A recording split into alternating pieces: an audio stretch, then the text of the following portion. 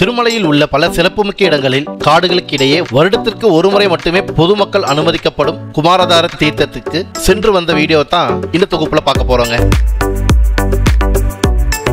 இதுவரை எங்க சேனல்ல பதியப்பட்டுள்ள வீடியோக்களை பார்க்காதவங்க இந்த பக்கத்துல வலது மூலையில தெரியக்கூடிய ஐ பட்டனை அழுத்தி திருவண்ணாமலை மற்றும் திருப்பதி கோயில்களில் நடைபெறுகின்ற பல முக்கிய விசேஷங்கள் குறித்தும் மாதாந்திர தகவல்களுடன் கேதார்நாத், பத்ரிநாத் உட்பட நம்ம குழு பயணித்த வீடியோக்களை பார்த்து மகிழுங்க. எங்க வீடியோக்களை பார்த்து லைக் பண்ணுங்க, ஷேர் பண்ணுங்க. இதுவரை சப்ஸ்கிரைப் பண்ணாதவங்க எங்க சேனலுக்கு சப்ஸ்கிரைப் பண்ணி சப்போர்ட் பண்ணுங்க.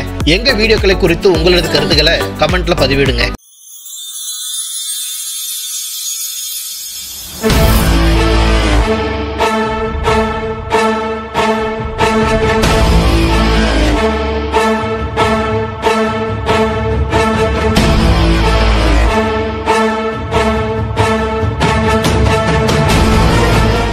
வணக்கம் நண்பர்களே, இதுவரை நம்ம சேனல்ல வந்த வீடியோக்களை பார்ப்பதன் மூலமாகவும் சப்ஸ்கிரைப் பண்ணி ஆதரவளித்த நண்பர்களுக்கும் எங்களது மனமார்ந்த நன்றிகளை தெரிவித்துக் கொண்டு இந்த பயணத்தை துவங்கலாங்க.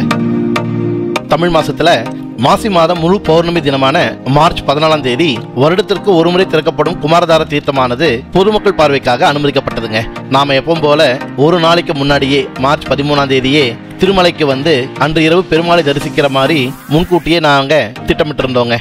இந்த முறை இந்த பயணத்துல நம்ம தலைவர் திரு பழனி குழுவோடவும் இந்த காணொலிக்கான பின்னணி குரல் நான் கணேஷ், திருச்செங்கோடு பகுதியிலிருந்து நம்ம நண்பர் திருமதி கோமதி அம்மா அவர்களும், மதுரையைச் சேர்ந்த திரு பாண்டிராஜ் அவர்களும் இந்த பயணத்திற்கு ஒன்னா சேர்ந்து போகலான்னு முடிவு பண்ணியிருந்தவங்க. அதுக்கு தகுந்த மாதிரி நானும் திரு பழனி அவர்களும் நம்ம சொந்த ஊரான குடியாத்தத்துல இருந்து எப்பவும் போல மாலை 3 மணி அளவுல ரயில் ஏறிய நாம திருப்பதிக்கு புறப்பட்டோங்க. நம்ம நண்பர்கள் பாண்டிராஜ் அவர்களும் கோமதி அம்மா அவர்களும் மதியம் 12 மணிக்கே திருமலைக்கு வந்து அன்னைக்கு இரவு தங்குவதற்கான ஏற்பாடுகள் எல்லாம் செஞ்சிருந்தாங்க. பொதுவா நாம ஏழுமலையான இரவு நேரங்களில் தரிசனம் பண்றது தான் விரும்புவோங்க. அந்த வகையில 300 ரூபாய் சிறப்பு வழி தரிசனம் மூலமா அன்று இரவு 10 மணிக்கு தரிசனத்திற்கான முன்பதிவு செஞ்சிருந்தோங்க. தரிசனத்திற்கு போறது ஒரு காரணமா இருந்தாலும் நாங்க பயணம் பண்ணிட்டு இருக்கிற அன்னைக்கு புஷ்கரணி குளத்துல இரவு 8 மணிக்கு ஸ்ரீதேவி பூதேவி சமேத மலையப்ப சுவாமி 5ஆம் நாள் தெப்ப உற்சவமும் நடைபெற்று கொண்டிருந்ததுங்க. இந்த நிகழ்ச்சி நம்ம பார்க்கலாங்கிற திட்டத்தோட தான் இருந்தோங்க. வழக்கமா மாலை 5 மணி 45 நிமிடங்களுக்கு திருப்பதி ரயில் நிலையம் வந்து சேர வேண்டிய எங்க வண்டி 1.25 மணி நேரம் காலதாமதமா இரவு 7 மணிக்கு வந்து சேர்ந்ததுங்க. சரி, இப்போ கூட ஒன்றும் குறைஞ்சு போகல. 1 மணி நேரத்தில் நம்ம திருமலை ஏறிட்டோம்னா இரவு 8 மணிக்கு அந்த நிகழ்ச்சியை பார்த்தரலாம்னு நினைச்சோங்க. ஆனா ரயில் நிலையத்திலிருந்து திருமலைக்கு தனியார் வாகனங்கள்ல புறப்படும் பொழுது இரவு 8 மணிக்கு நடைபெற இருந்த தெப்ப உற்சவம் 1 மணி நேரம் முன்னதாகவே 7 மணிக்கு துவங்கியதா தகவல் வந்ததுங்க. என்னடா இது, நமக்கு இப்படி ஒரு சோதனையாங்கிற மாதிரி தான் இருந்ததுங்க. இவ்வளோ தூரம் வந்து நம்மால இந்த நிகழ்ச்சியில கலந்து கொள்ள முடியலையேங்கிறப்ப கொஞ்சம் சங்கடமா தான் இருந்ததுங்க. இருந்தாலும் எது நடந்தாலும் அது நல்லதுக்கேங்கிற கொள்கையை பின்பற்றி வாழ்றதுனால இதுவும் ஏதோ ஒரு நல்லதுக்கு தாங்கிறத உணர்ந்து இரவு 8 மணி 15 நிமிடங்களுக்கு திருமலைக்கு வந்து சேர்ந்தவங்க. நாங்க வரும்பொழுது தெப்ப உற்சவம் முழுமையா முடிஞ்சு உற்சவரும் கோயிலுக்குள்ளே போயிட்டாருங்க. தெப்ப உற்சவம் நடந்த பொழுது நாம திருமலையில இல்லாத ஒரு பெரிய குறையா இருந்தாலும் நாம இல்லைன்னா என்னங்க, நம்ம நண்பர் கோமதிமா அவர்கள் நம்ம கண்கள் பார்க்க முடியாத நிகழ்ச்சிகளை அவங்க கேமரா கண்கள் மூலமா பதிவு பண்ணதான் இப்ப நாம பார்த்துட்டு இருக்கோங்க. கோமதிமா அவர்கள் தெப்ப உற்சவத்தில் நடந்த நிகழ்வுகள் எல்லாம் ஒரு புறம் காணொலியா பதிவு செய்ய, நம்ம மற்றொரு நண்பர் பாண்டிராஜ் அவர்கள் ராம்பகிச்சா விருந்தினர் விடுதியில தங்குவதற்கான ஏற்பாடுகளை நாம வர்றதுக்கு முன்னாடியே செஞ்சு வச்சிருந்தாருங்க. இரவு உணவை அன்னதானத்தில் சாப்பிட்ட நாம விடுதிக்கு வந்து குளிச்சுட்டு இரவு 10 மணிக்கு நம்ம கூட வந்து கோமதி அம்மாவுக்கு நாளைக்கு சாயந்தரம் 4 மணிக்கு தான் தரிசனங்கிறதுனால கோமதி அம்மாவை அவங்க ரூம்ல விட்டுட்டு நானு, தலைவர் பழனி மற்றும் பாண்டிராஜ் அவர்கள் 3 பேரும் தரிசனத்திற்காக கிளம்பி போனோங்க.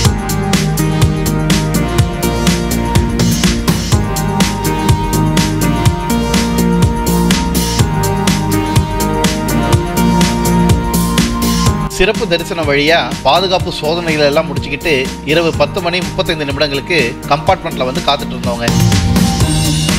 நாம போயிருந்த அன்னைக்கு தெப்ப உற்சவம் நடைபெற்ற காரணத்தினால மூலவருக்கு இரவு 7 மணிலிருந்து 8 மணி வரை நடைபெறுகின்ற பூஜைகளானது இரவு 8 மணிக்கு துவங்கி 9 மணிக்கு தான் முடிவடைஞ்சதுங்க. இந்த 1 மணி நேர காலதாமதமானது அப்படியே தொடர்ந்து நம்மையும் 1 மணி நேரம் கூடுதலா காத்திருக்க வேண்டியதா ஆயிடுச்சுங்க.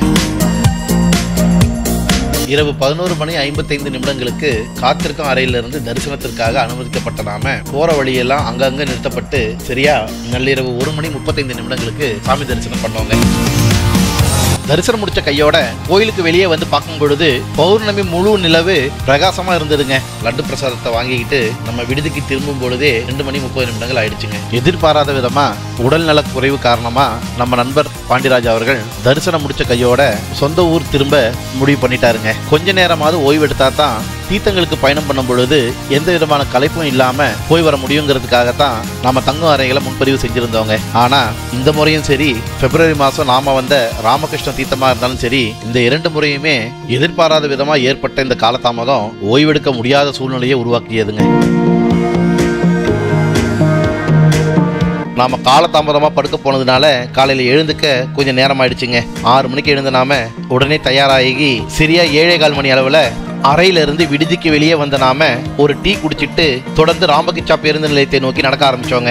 போன முறை ராமகிருஷ்ணா தீர்த்தத்திற்கும் 7:30 மணி அளவுல தான் நாம கிளம்பி மாலை திரும்பி அறைக்கு வந்து சேர 5 மணி ஆயிடுச்சுங்க. ஆனா இந்த முறை நம்மளுக்கு வேற ஒரு நெருக்கடி இருந்துருங்க. என்னடான்னா, நம்ம கூட வர கோமதி அம்மாவுக்கு நாம தீர்த்தம் போற அன்னைக்கு மார்ச் மாதம் 14ஆம் தேதி வெள்ளிக்கிழமை மாலை 4 மணிக்கு சகசர தீப அலங்கார சேவை மற்றும் தரிசனத்திற்கான முன்பதிவு செஞ்சிருந்தாங்க. அதனால எவ்வளோ சீக்கிரம் நாம இந்த குமாரதார தீர்த்தம் போய் வர முடியுமோ அவ்வளோ சீக்கிரம் போய் வந்துடணுங்கிறது தான் நம்மளோட இலக்கா இருந்துருங்க. ராமகிருஷ்ணா பேருந்து நிலையம் வந்த நாம அங்கிருந்து பாப்ப விநாசத்திற்கு ஆந்திர அரசு பேருந்து மூலமாக பயணத்தை மேற்கொண்டோங்க. ராமகிருஷ்ணா பேருந்து நிலையத்திலிருந்து பாப்ப விநாசம் போய் திருப்பி வர 75 ரூபாய் கட்டணமாக வசூலிக்கப்பட்டதுங்க. எப்பவும் போல கோகர்ப்பம் அணைக்கு பக்கத்துல நம்ம வாகனம் நிறுத்தப்பட்டு சோதனை செய்யப்பட்டதுங்க. ஏற்கனவே திருப்பதி திருமலை தேவஸ்தான நிர்வாகத்தின் சார்பாக 60 வயதுக்கு மேல இருக்கிற மூத்த குடிமக்களும் 10 வயசு கீழே இருக்கிற சிறுவர்களும் ரத்த அழுத்தம் மற்றும் சர்க்கரை நோய் உள்ளவர்கள் யாரும் இந்த குமாரதார தீர்த்தத்துக்கு வர வேண்டாங்கிற தகவல் தெரிவிக்கப்பட்டிருந்ததுங்க. இந்த தகவலின் அடிப்படையில் நம்ம வாகனத்தில் சோதனை செஞ்ச அதிகாரிங்க எப்பவும் போல விதிகளை மீறி பயணிக்கின்ற ஒரு சிலரை வாகனத்திலிருந்து இறக்கிவிட்டு நம்மளை தொடர்ந்து பயணம் பண்ண அனுமதிச்சாங்க. காலை 8 மணி அளவில் பாப்ப விநாசம் வந்து சேர்ந்த நாம போன தடவை ராமகிருஷ்ணா தீர்த்தம் வந்த பொழுது மருத்துவ பரிசோதனைக்கு ஒத்துழைக்க வேண்டிய சூழ்நிலை ஏற்பட்டது போல எந்த தடங்களும் இல்லாம அணை இருக்கிற பகுதிக்கு வந்தோங்க.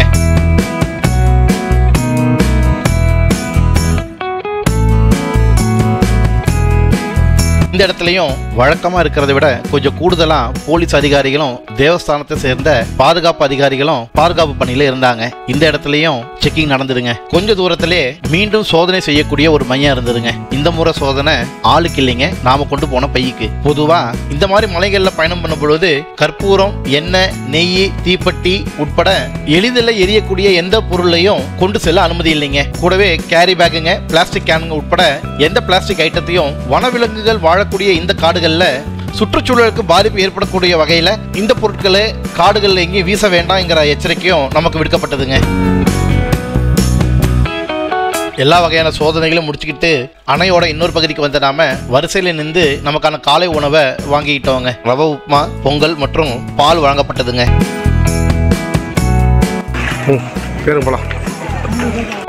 காலை டிஃபனை சாப்பிட்ட நாம சரியா 8 மணி 20 நிமிடங்களுக்கே நாம இப்ப இருக்கிற பாப்ப விநாசம் அணை பகுதியிலிருந்து 4 கிலோமீட்டர் தொலைவில் உள்ள குமாரதாரம் தீர்த்த வரை செல்லக்கூடிய நம்ம பயணத்தை துவங்கினோங்க.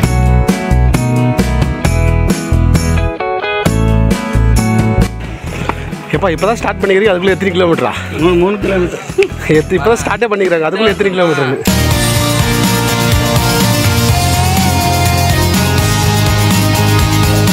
பெரும்பாலும் நம்ம மலைகளில் பயணம் பண்ணும் பொழுது காணப்படும் வழியை போலத்தான் இங்கேயும் இருந்துருங்க. ஆனால் வழி முழுக்க கொஞ்சம் கூடுதலாக கல்லுங்க நிறைய இருந்துருங்க. காலை நேரத்தில் இந்த காட்டுக்குள்ளே இருந்து சுற்றி இருக்கிற மலைப்பகுதிகளை பார்க்குறதுக்கே மனசுக்கே ரொம்ப சந்தோஷமாக தான் இருந்துருங்க. இது 2:30யா? பக்கம் தான் இது. கடை 1 ஹவர்.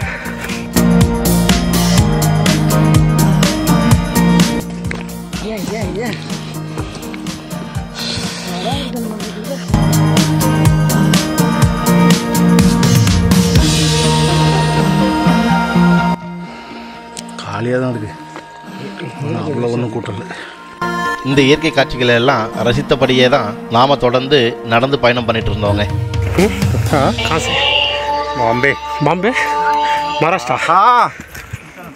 பிப்ரவரி மாதம் பௌர்ணமிக்கு பயணம் பண்ண ராமகிருஷ்ணா தீர்த்தமும் பாப்ப விநாச பகுதியிலிருந்து 4.5 கிலோமீட்டர் தொலைவை நாம ஏறக்குறைய 2 மணி நேரத்தில் கடந்து சென்றதுனால இந்த முறையும் அந்த மாதிரியே கணக்கிட்டு போக 2 மணி நேரம் வர 2 மணி நேரம் தீர்த்தம் இருக்கக்கூடிய பகுதியில் 1 மணி நேரம் செலவிட்டாலும் மதியம் 2 முதல் 3 மணிக்குள்ள அறை விடுதிக்கு திரும்பிடலான்னு கொஞ்ச நேர ஓய்வுக்கு பிறகு ஏற்கனவே நம்ம கோமதிமா முன்பதிவு பண்ணியிருந்த தரிசனத்திற்கு ரொம்ப எளிதாக போயிடலாங்கிறது தான் எங்க கணக்கா இருந்ததுங்க. காலியாக தான் இருக்கு. இங்கே தான் கொஞ்சம் ரஷ்ஷாக இருக்கு. அப்பனே ஞான பண்டிதா நேற்று ஊற்றுது அப்பா.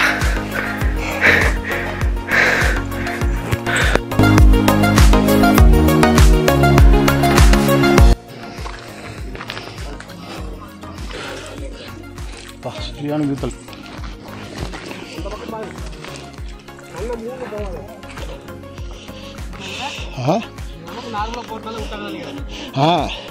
அந்த அளவுக்கு ஒரு பெரிய கஷ்டம் இல்லை.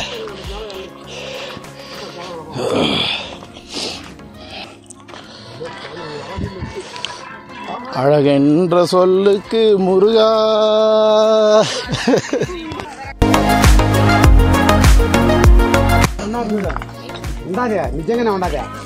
யாரு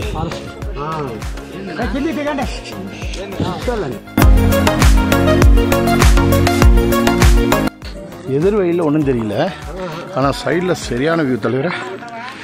ஓட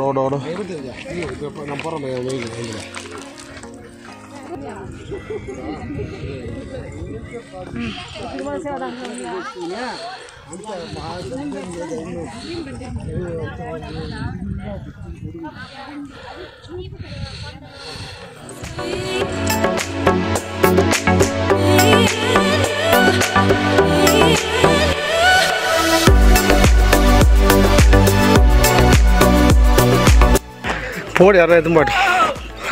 போடு.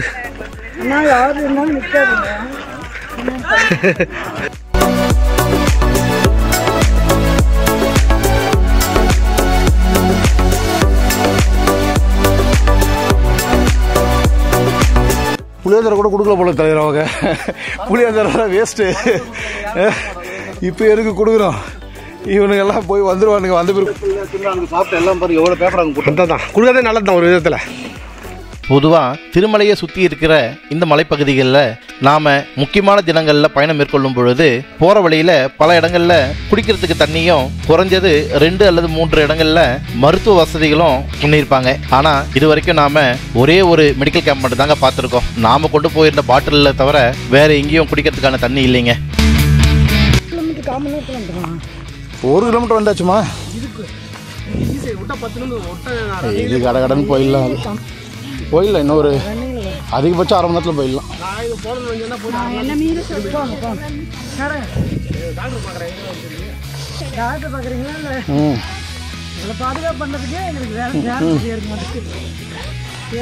என்ன அதுலேயும் என் பங்கு பெரிய பங்காக இருக்குது.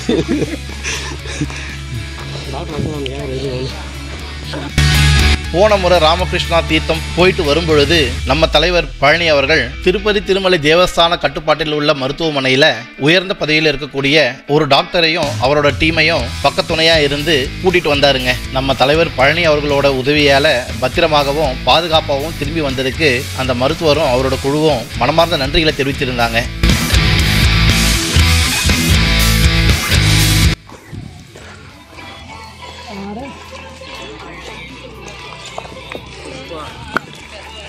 ஒன்றரை கிலோமீட்டர் வந்துருக்கு. 1 மணி நேரத்தில் டேங்க் கட்டிக்கிறோம் பாருங்க. இது காட்டுக்குள்ள இந்த வழி இது டேங்க். அது எவ்வளோ ஹைட்டு கட்டிக்கிறோம்? மேலே ஏறி பார்க்கலாமா பாரு. ஏறுங்க தலைவர் மேலே.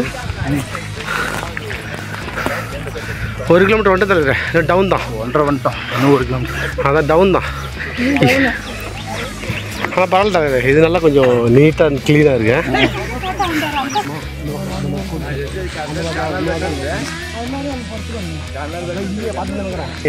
முள் 108 முள் வேணும்னு சொல்லிட்டு போகிற அப்புறம் அது போய் எடுக்கிறதுக்குள்ள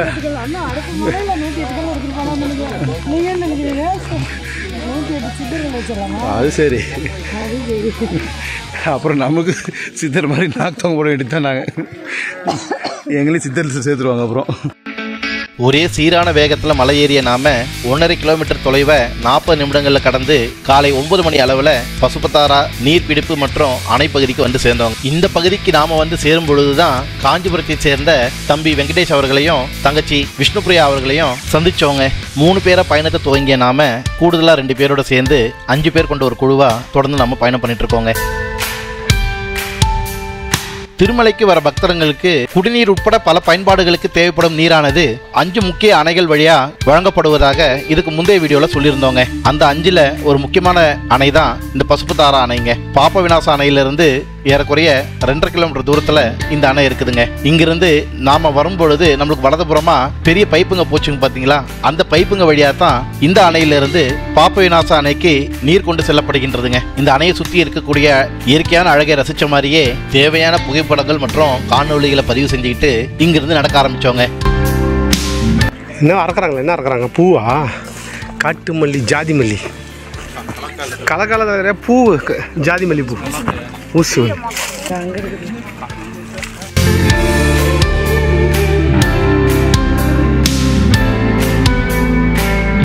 இந்த பஸ் மணக்க ஒன்றும் மணக்கல, வாசம் இல்லை, வாசம் இல்லை, மலர் இது. ஆனால் இது மூறக்கூடாது, அல்ல பாம்பு இருக்கும். தலைவரை 9 தலைவராச்சே, 10-11 மணிக்கு கிளம்பினா கூட 12 மணிக்கு வந்துடலாம் தலைவரை. வந்துடலாம், வந்துட்டு சாப்பிட்டேன். கோயில் விட்டுலாம். இல்ல 2 பேரும் எனக்கு திட்டுங்கன்னு நினைக்கிறேன். இதை வேற நம்ம தலையில கட்டிட்டு இது வேற என்ன கால சுத்துற பாம்பாட்டு விட மாட்டேங்குது. தேவையான நான் தடவை விட்டுன்னு எப்படி சொல்லிட்டாங்க, எவ்வளோ பார்க்குவோம் பக்குவமாக வந்து குழந்தை மாதிரி காப்பாற்றி கூட்டு போய் இப்படி சொன்னால் என்ன சொல்கிறது? வாங்கினது நம்மளை விட மாட்டேங்கிறாங்க. 7 வருஷம் இருக்குங்க. ஜென்ம சனி எப்பவுமே இருக்கும், அதனால அது முடியாது. ஜென்ம சனி தான்.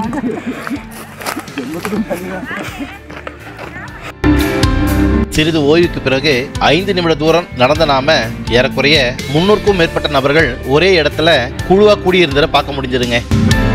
என்ன எவ்வளோ பேர் கியூரா?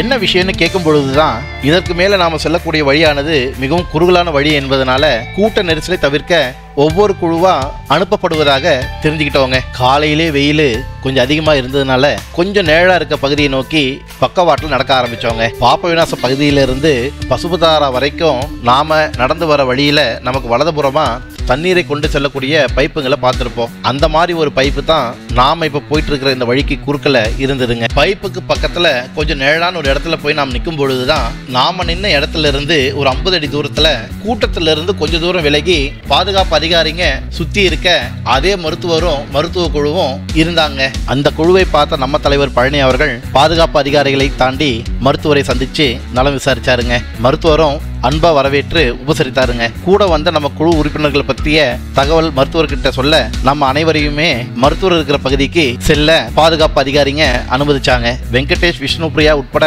5 பேர் கொண்ட நம்ம குழுவுக்கு அமர இருக்கைகள் கொடுத்து சாப்பிட்றதுக்கு கொஞ்சம் உணவுப் பொருளும் வழங்கினாருங்க. காலை 4:30 மணிக்கே இந்த பகுதிக்கு வந்த இந்த மருத்துவரும் மருத்துவ குழுவும் தேவையான ஏற்பாடுகளை செஞ்சு முடிச்சுட்டு தற்பொழுது தீர்த்தத்துக்கு தான் போயிட்டு இருக்கிறதா தெரிவிச்சாங்க. நாமும் அங்கத்தான் போறோம்னு சொல்ல நம்ம குழுவோடு இணைந்து இந்த பயணத்தை மேற்கொள்ள மருத்துவரும் மகிழ்ச்சி தெரிவித்தாருங்க. அரை மணி நேர ஓய்வுக்கு பிறகு நம்ம குழுவோடு சேர்ந்த மருத்துவ குழுவினர் மொத்தம் 14 நபர்கள் மருத்துவர் தலைமையில குமாரதார தீர்த்தம் வரை புறப்பட்டவங்க. நாம ஓய்வெடுத்த பகுதியிலிருந்து 1/2 கிலோமீட்டர் தூரத்துல குமாரதார தீர்த்தம் இருந்ததுங்க. இதுவரை நம்ம பயணம் பண்ண பகுதி எல்லாமே ஒரே சீரான மலைப்பகுதியில நடக்கிற மாதிரி இருந்ததுங்க. ஆனா மீதம் இருக்கக்கூடிய இந்த 1/2 கிலோமீட்டர் தூரம் நிச்சயமா ஒரு சவால் நிறைஞ்ச பகுதியா தான் இருக்கும்னு ஏற்கனவே போயிட்டு எதிரில் வந்தவங்க நமக்கு தகவல் கொடுத்திருந்தாங்க. தீர்த்தம் வரை சென்று குளிச்சிட்டு வரணுங்கிற இலக்கோட போற நமக்கு இப்படியாப்பட்ட சூழ்நிலையும் சமாளிக்கிற தைரியத்தோட களமிறங்கியாச்சுங்க. அதுலயும் ஒரு குழுவா பயணிக்கும் பொழுது இன்னும் தைரியம் கூடுதலாவே இருந்ததுங்க. ஒரு வகையில தைரியம் இருந்தாலும் இன்னொரு வகையில இவ்வளோ பெரிய குழுவோட போகும் பொழுது குழுவில் யாராவது ஒருத்தருக்கு ஏதாவது ஒன்று நேர்ந்தாலும் அப்புறம் சங்கடமா ஆயிடுங்கிற மனபயமும் ஒரு பக்கம் இருந்ததுங்க. பசுபுதாரா அணை பகுதியில மருத்துவரை சந்திச்சது மகிழ்ச்சியான விஷயமா இருந்தாலும் இன்னைக்கு சாயந்தரம் நம்ம கோமரி அம்மாவுக்கு தரிசனம் போவதற்கான டிக்கெட் இருக்கின்ற காரணத்தினால முடிந்தவரை சீக்கிரமா திரும்பணுங்கிற நிர்பந்தமும் நமக்கு இருந்ததுங்க. மருத்துவர் மற்றும் அவர் குழுவோட நாம இணைந்து பயணம் பண்ணும் பொழுது எங்கேயாவது காலதாமதம் ஏற்பட்டா மாலை 4 மணி அளவுல ஏழுமலையானை தரிசிப்போங்கிற நம்பிக்கையோடு இருந்த நம்ம கோமரி அம்மாவனால உரிய நேரத்தில் போய் சேர முடியுமாங்கிறது சந்தேகமாயிடுங்க. இருந்தாலும் நம்பிக்கையோடு நாங்க தொடர்ந்து பயணம் பண்ண ஆரம்பிச்சோங்க.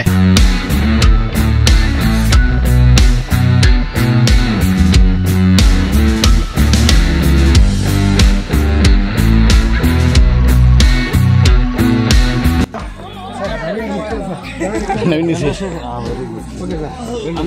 ఎస్ సార్ ఓకే యా ఎవరికి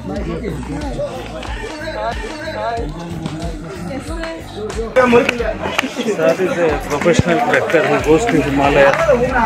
So you should listen to him. Whatever sir says, you have to listen.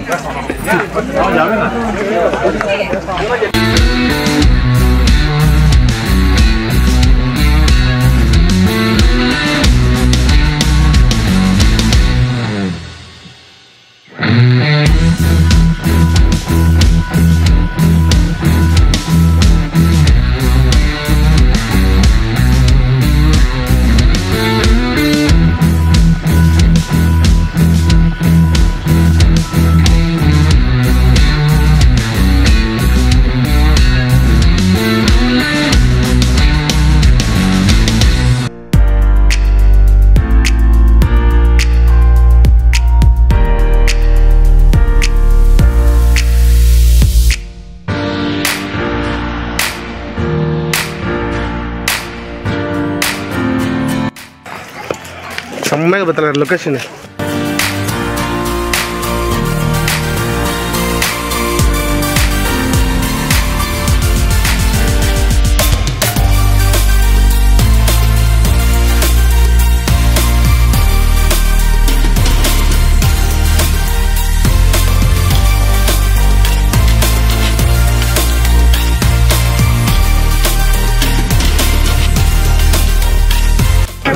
என்ன உட்காந்துருக்காங்களா? தலைவரே நான் இங்கே தான் இருக்கிறேன். நீங்கள் எவ்வளோ தூரம் போகணுங்க? நீங்களும் 10 நிமிஷம் இருக்கா? வாங்க சார் போகலாம். ஒரு 10 நிமிஷம் தாங்க நடந்திருப்போம். கொஞ்ச தூரத்திலேயே மீண்டும் சில பாதுகாப்பு அதிகாரிகளால தடுத்து நிறுத்தப்பட்டோங்க. இதற்கு மேல பல இடங்கள்ல இந்த மாதிரி கொஞ்சம் கொஞ்சமா தான் அனுமதிக்கப்படுவார்கள்ங்கிற தகவலை தெரிஞ்சுக்கிட்டோங்க. நாம காத்திருந்து தான் கடந்து செல்லணுங்கிற மனநிலைமையில இருந்த பொழுது கொஞ்சம் கூட எதிர்பாராத விதமா மருத்துவர் அவரோட சிறப்பு அதிகாரத்தை பயன்படுத்தி நம்ம குழுவை எந்த இடத்துலயும் நிக்காம தொடர்ந்து பயணிக்க பெரிய உதவி பண்ணாருங்க.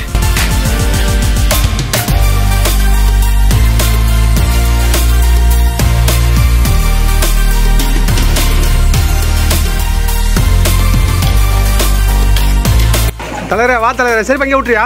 பேக்கில் போட்டுக்கோ. பேக்கில் ஏன் ஷூவா? எல்லாம் பண்ண முடியாது. ஏன் பேக்கில் போட்டுக்கலவா? நம்பி நடக்க முடியாத ஒரு பாதையாத்தான் இந்த வழி இருந்ததுங்க. பெரிய கல்லா இருக்குன்னு கால் வச்சா பாறையே ஆடுதுங்க. சின்ன கல்லு தானேன்னு கால் வச்சா சறுக்குதுங்க. எதை நம்பருன்னே தெரியாம தான் தட்டு தடுமாறி இந்த பாறைங்களுக்கு நடுவில் முன்னேறி போயிட்டு இருந்தோங்க. இவ்வளவு ரிஸ்கான ஒரு பயணம் வேணுமா அப்படின்னு நாம நம்ம மனசுக்குள்ளே கேள்வி கேட்க 30-40 வருஷமா இந்த பகுதிக்கு பயணம் பண்ற பலரும் ஆரம்ப காலத்துல நாங்க வரும் பொழுது புடிச்சிட்டு ஏற ஒரு கயிறு கூட இருக்காதுங்க. இன்னைக்கு இவ்வளவு சௌகரியமா இருக்குன்னு அப்படின்னு சொல்லுற வார்த்தை காத்து வாக்கில் காதுல கேட்டுச்சுங்க. நமக்கு இன்னைக்கு ரிஸ்கா படுற விஷயம் சில பேருக்கு சௌகரியமாகவும் படுதுங்க.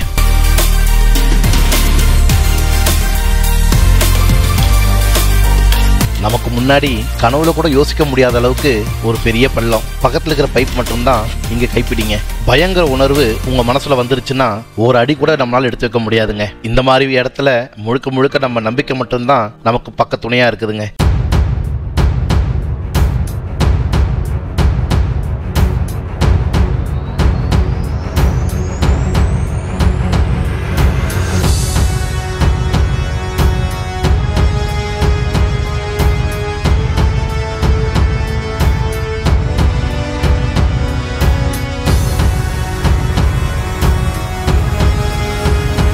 உண்மையிலேயே மிகப்பெரிய சவாலான பாதையாக தான் இருந்ததுங்க. காலை 9:40 பசுபதாரா அணையிலிருந்து புறப்பட்ட நாம 1/2 கிலோமீட்டர் தூரத்தை ஏறக்குறைய 1 மணி நேரம் பயணத்திற்கு பிறகு காலை 10:40 குமாரதார தீர்த்தம்னு அழைக்கப்படுற இந்த பகுதிக்கு வந்து சேர்ந்தவங்க.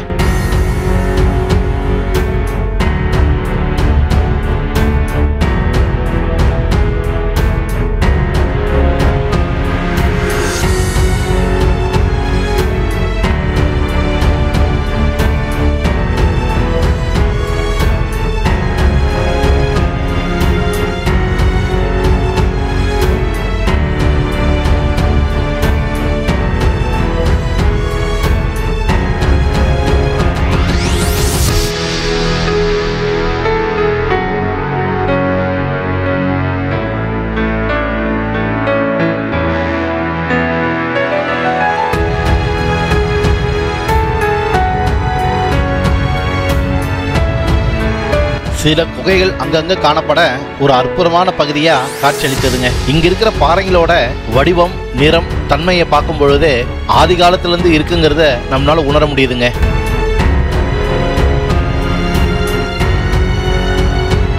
இந்த பகுதிக்கான ஆன்மீக வரலாறு என்னன்னு எடுத்து பார்க்கும் பொழுது தாரகாசூரங்கிற அசுரனை வதம் பண்ணிட்டு இந்த பகுதியில் உள்ள குகைகள்ல தான் நீண்ட காலம் பெருமாள் தவம் இருந்ததாக சொல்லப்படுகின்றதுங்க. மேலும் திருமலையில உள்ள பெருமாளை தரிசிக்க இந்த வழியாக வந்த ஒரு முதியவர் அவருடைய முதுமையின் காரணமாக இந்த பகுதியை கடக்க முடியாமல் கஷ்டப்பட்டதாகவும், இந்த பகுதியில் உள்ள குளத்துல மூழ்கி எழுந்தா அவருக்கு இளமை திரும்பும் அப்படிங்கிற ஒரு அசரீரி கேட்க அதுக்கு தகுந்த மாதிரி அந்த முதியவர் இங்குள்ள ஒரு குளத்துல மூழ்கி எழுந்த பிறகு 16 வயது இளைஞனை போல பலம் பெற்று இங்கிருந்து திருமலைக்கு சென்று பெருமாளை தரிசித்ததாகவும் சில கதைகள் உண்டுங்க. இங்குள்ள நீர்ல மூழ்கி எழுந்தா என்றும் சிரஞ்சீவியா குமாரர்களைப் போல இருக்கலாங்கிறதுனால தான் இந்த பகுதிக்கு குமாரதாரா என்று அழைக்கப்பட்டதுங்க. இங்கு உள்ள இந்த அருவி நீரை தான் குமாரதார தீர்த்தம் என்றும் அழைக்கப்படுகின்றதுங்க.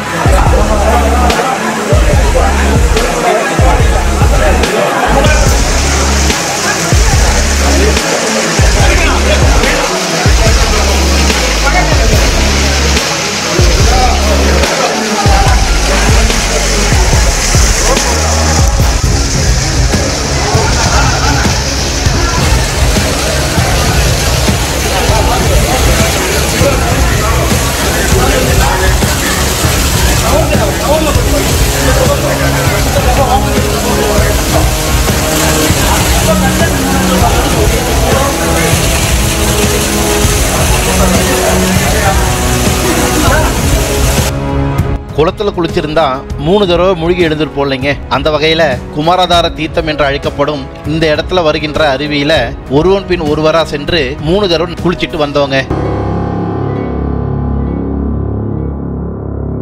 நம்ம குழு உறுப்பினர்கள் எல்லாரும் அருவியில குளிச்சு முடிச்ச கையோட அருவிக்கு வலதுபுறமா ஒரு குகையில சில வழிபாட்டு சிலைகள் இருந்ததுங்க. நாமும் அங்க சென்று ஒரு வழிபாடு நடத்திட்டு வந்தோங்க. சுமார் 1 மணி நேரம் இந்த பகுதியிலேயே இருந்த நாம சரியா காலை 11:40 இங்கிருந்து புறப்பட்டோங்க. மிக குறுகிய பாதையா இருந்ததுனால ஒரு குழுவா தான் போக வேண்டியதா இருந்ததுங்க. ஒரு 50 பேர் எதிரில் வந்த பிறகுதான் நாம ஒரு 50 பேர் மேல ஏற முடியுங்கிற நிலைமையில இருக்கிற பகுதியிலிருந்து கொஞ்சம் கொஞ்சமா நாம நகர்ந்து போனோங்க. கரடு முரடான இந்த மலைப்பகுதியில ஒரு சாகச பயணம் போற மாதிரியே தான் இருந்ததுங்க. நம்ம திட்டப்படி எல்லாம் சரியா தான் நடந்துட்டு இருக்குன்னு நாம நினைக்கும் பொழுதே நமக்கு ஒரு சோதனை வந்தது. முன்னதா குமாரதார தீர்த்தம் வரும் வழியில ரொம்ப கரடு முரடான பாறைகள் இருந்ததுனால நம்மால செருப்பு போட்டுக்கிட்டு நடக்க முடியலைங்க. அதனால நம்ம கோமதி அம்மா, நம்ம தம்பி வெங்கடேஷ், தங்கச்சி விஷ்ணுபிரியா மற்றும் என்னோட செருப்பையும் வர வழியில ஒரு இடத்துல பத்திரமா வச்சுட்டு வந்தோங்க. அருவியில குளியெல்லாம் போட்டுட்டு திரும்பி வரும் பொழுது செருப்பு விட்டோங்கிற ஞாபகம் இருந்ததே தவிர எங்க விட்டோங்கிறத மறந்துட்டோங்க. இறங்கும் பொழுது ஒரு வழியாகவும் ஏறும் பொழுது வேறு ஒரு வழியிலும் ஏறினதுனால இந்த குழப்பம் வந்துருச்சுங்க. எங்களுக்கு எந்த மாதிரி சோதனை வந்திருக்குன்னு இப்ப நீங்க தெரிஞ்சிருப்பீங்கன்னு நினைக்கிறேன். ஆமாங்க, 3.5 கிலோமீட்டர் தூரம் காலையில செருப்போட வந்த நாம திரும்ப அதே தூரத்தை எங்க 4 பேருக்கும் 12 மணி வெயில்ல செருப்பு இல்லாம திரும்பி நடக்க வேண்டிய ஒரு சூழ்நிலை வந்ததுங்க. வர வழி எல்லாமே பல சைஸ்ல கல்லுங்க. நம்ம காலை பதம் பார்த்தாங்க. ரொம்ப தெளிவா சொல்லணும்னா அப்பா பெரிய பாறையாத்தான் இருக்குது, கால் வச்சு கடந்து போயிடலான்னு பார்த்தா சூடு தாங்க முடியலைங்க. சூட்டுக்கு பயந்து ஒரு ஓரமா நடக்கலான்னு பார்த்தா திருவண்ணாமலையில கிரிவலம் போனவங்களுக்கு தெரியும் கடைசி 2 கிலோமீட்டர்ல அந்த பாதையில எப்படியாப்பட்ட கல் இருக்கும்னு. வெயில் கூடவே சேர்ந்து அந்த மாதிரி கல்லுங்க நம்ம காலை பதம் பார்த்ததுங்க. ஷூ போட்டுட்டு வந்தனால இந்த சோதனையிலிருந்து தப்பிச்ச மருத்துவ குழுவினரும் நம்ம தலைவர் பழனியும் மிடுக்க முன்னாடி போக நாம படாத பாடுபட்டு பின்தொடர்ந்தோங்க. இந்த சிரமத்தை எல்லாம் தாண்டி ஏறக்குறைய 1.5 கிலோமீட்டர் தூரம் நாம இந்த பாதையிலேயே பயணம் பண்ணோங்க. இருந்தாலும் செருப்பு இல்லாம நடந்த எங்க யாராலையும் நடக்க முடியலைங்க. என்னடா ஆண்டவா, எங்களுக்கு இப்படி ஒரு சோதனையாங்கிற மாதிரி தான் இருந்ததுங்க. கொஞ்ச நேரம் நாம மரநிழல்ல ஓய்வு எடுத்துட்டு இருந்த பொழுது நமக்கு எதிரில் மேல பசுபதார அணையில இருந்து பாப்ப விநாசம் அணை வரைக்கும் தண்ணீர் கொண்டு செல்லும் அந்த பைப்புக்கு மேல 2 பேர் நடந்து போறத பார்த்தோங்க. இந்த பைப்பு தரமட்டத்திலிருந்து ஒரு சில இடங்கள்ல 4-5 அடி உயரமும் ஒரு சில இடத்துல 10 அடி உயரம் வரை காணப்பட்டதுங்க. அவங்க நடந்து போறத பார்க்கும் பொழுது கொஞ்சம் பயமா தான் இருந்ததுங்க. இருந்தாலும் விளையாட்டா நான் அவங்க கிட்ட வெயில்ல காஞ்சிட்டு இருக்கிற இந்த பைப்பு மேல நடந்து போறீங்களே கால் சுடலையான்னு கேட்டங்க. அதுக்கு அந்த தம்பி காலுக்கு எதமா இருக்குண்ணா அப்படின்ட்டு போனாருங்க. என்ன எதமா இருக்கா அப்படின்னு யோசிச்சு நாம் அந்த பைப்புக்கு பக்கத்துல போய் கை வச்சு பார்க்கும்போதுதான் தெரிஞ்சதுங்க பைப்புக்குள்ள தண்ணீர் ஓடிக்கொண்டிருந்தது உணர முடிஞ்சதுங்க. தரையில காலே வைக்க முடியாத அளவுக்கு வெயில் இருந்தாலும் அந்த பைப் என்னவோ சில்லுன்னு தான் இருந்ததுங்க. வெறும் கல்லுங்களே நிறைஞ்ச இந்த மண் பாதையில போலாமா இல்ல கொஞ்சம் துணிஞ்சு இந்த வெயிலையும் குளிர்ச்சியா இருக்கக்கூடிய இந்த பொன்னான பாதையில போலாமான்னு கூட வந்த நம்ம நண்பர் கோமதி அம்மா கிட்ட கேட்க, அண்ணா நீங்க முதல்ல ஏறி நடக்க முடியுதான்னு பாருங்க, அதுக்கப்புறம் முடிவு பண்ணுங்க அப்படின்னு சொன்னாங்க. கொஞ்சம் ரிஸ்கா இருந்தாலும் நானும் கொஞ்சம் துணிஞ்சு ஏறி அந்த பைப் மேல நடக்க ஆரம்பிச்சேங்க. உண்மையிலேயே நடக்க அவ்வளோ அருமையா இருந்ததுங்க. கோமதி அம்மாவும் கொஞ்சம் துணிச்சலோடையும் தைரியத்தோடையும் இந்த பைப்பு மேல ஏற சம்மதிச்சாங்க. ஒரு வழியா 2 பேரும் இந்த பைப்பு வழியாவே நடக்க துவங்கினவங்க. நாம நடந்து போற பாதை எளிமையா இருக்கிறத உணர்ந்த தங்கச்சி விஷ்ணுபிரியா நம்மோட சேர்ந்து கடைசியில 3 பேரும் எங்களுக்கு வந்த சோதனைய இப்படி சாதனையா மாத்திட்டு பாப்ப விநாசம் வரை செல்லக்கூடிய மீதி 2.5 கிலோமீட்டர் பயணத்தையும் பைப்பு மேலேயே நடந்து மதியம் 2:15 பாப்ப விநாச அணையை வந்து சேர்ந்தோங்க. பாப்ப விநாச அணை பகுதியில மத்திய உணவா புளியோதரையும் சில்லுன்னு மோரும் கொடுத்தாங்க. வயிறார சாப்பிட்ட நாம தொடர்ந்து அரசு பேருந்து மூலயமா திருமலைக்கு பயணம் பண்ணி சரியா 3 மணி அளவுல நம்ம விடுதிக்கு வந்து சேர்ந்தவங்க. இந்த பயணத்தோட ஆரம்பத்துல டாக்டர் மட்டும் அவர் டீமோட பயணிக்கும் பொழுது காலதாமதம் ஏற்பட்ட என்ன ஆகும் தாங்க யோசிச்சோம். ஆனா நிலைமை தலைகீழா மாறிடுச்சுங்க. அந்த டாக்டரால தான் நாம திட்டமிட்டபடியே வந்து சேர முடிஞ்சதுங்க. காலையில ஒரு குழுவா நாம கிளம்பிய பொழுது நம்ம கூடயே தீர்த்தத்துக்கு நடந்து வந்த பலரும் நாம திரும்பி வரும் பொழுதும் காத்துட்டு இருந்ததை நம்மளால பார்க்க முடிஞ்சதுங்க. ஆனா ஒண்ணு மட்டும் உண்மைங்க, இன்னைக்கு இந்த மருத்துவரை நாங்க பார்க்காம இருந்திருந்தோம்னா நிச்சயமா எங்களால நாங்க திட்டம் போட்டபடி குறித்த நேரத்துக்கு வந்திருக்க முடியாதுங்க. அப்படி பார்த்தா நம்ம தலைவர் பழனி அவர்கள் போன மாசம் நம்ம போன ராமகிருஷ்ணா தீர்த்தத்துக்கான பயணத்தின் பொழுது டாக்டரை சந்திக்காம இருந்திருந்தா இந்த டாக்டர் யாருன்னே நம்மளுக்கு தெரிஞ்சிருக்காதுங்க. அந்த வகையில நம்ம தலைவருக்கும் நாம வாழ்த்துக்களை தாங்க சொல்லி ஆகணும். நடந்த நிகழ்வுகள்லாம் வச்சு பார்த்தா இது யார் போட்ட திட்டம்னே தெரியலைங்க. நாம எப்பவுமே எது நடந்தாலும் அது நல்லதுக்கேங்கிற கொள்கையை அடிப்படையாக கொண்டு வாழ்றதுனால நடந்த இந்த நிகழ்வுகள் எல்லாம்